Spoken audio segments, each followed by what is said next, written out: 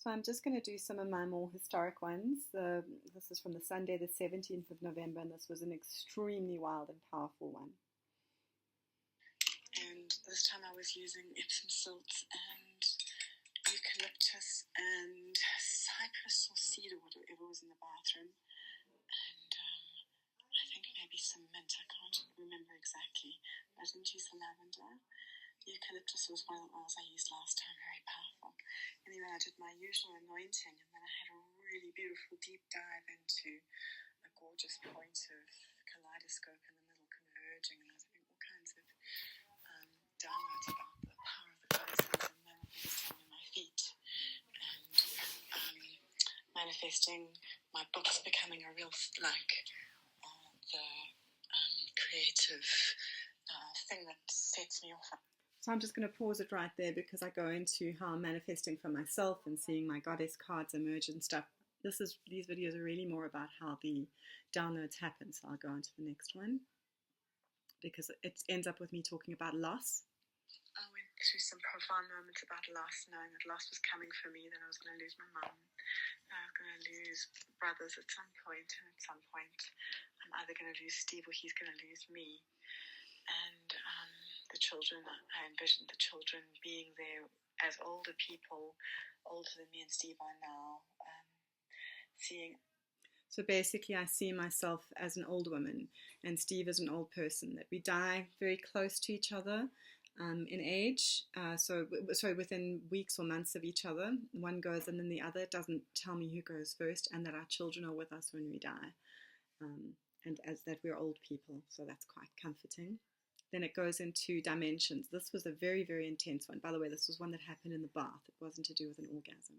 The dimensional stuff was amazing. And I started seeing the quantumness of this. So what happens is we have like multiverse, then universe, a scale pattern that goes from multiverses to universe to galaxies to solar systems to planets to continents to people, like all down to everything. And then it goes down through to molecules, to atoms, to particles, to neutrinos, to quarks, and then it goes all the way through the other side and it bursts back up into universe on the other side.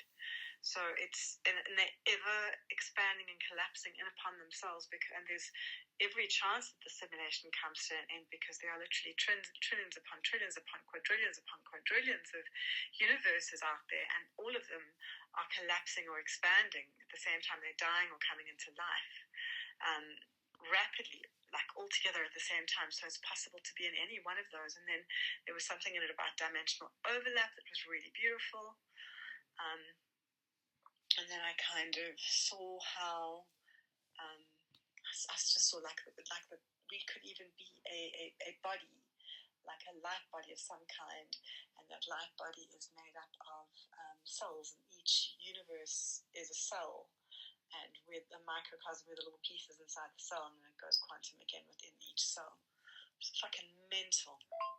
And oh god, it was so beautiful to be all of those goddesses and feel into them. And I have to draw blue goddesses now.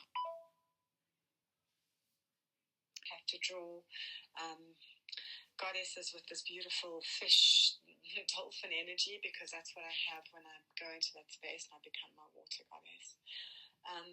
But I also have to draw a goddess from behind, and I think the goddess from behind is going to be the back chakras. And I know it's going to be the back chakras, and she's going to have her hands crossed above her head.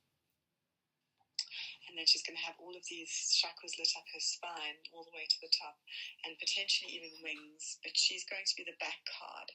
But the back card also has a reading for it. And so what she is she is your shadow, but she is also, the shadow is part of the light, and you have to pay as much attention to that as you do to the light, and accept her.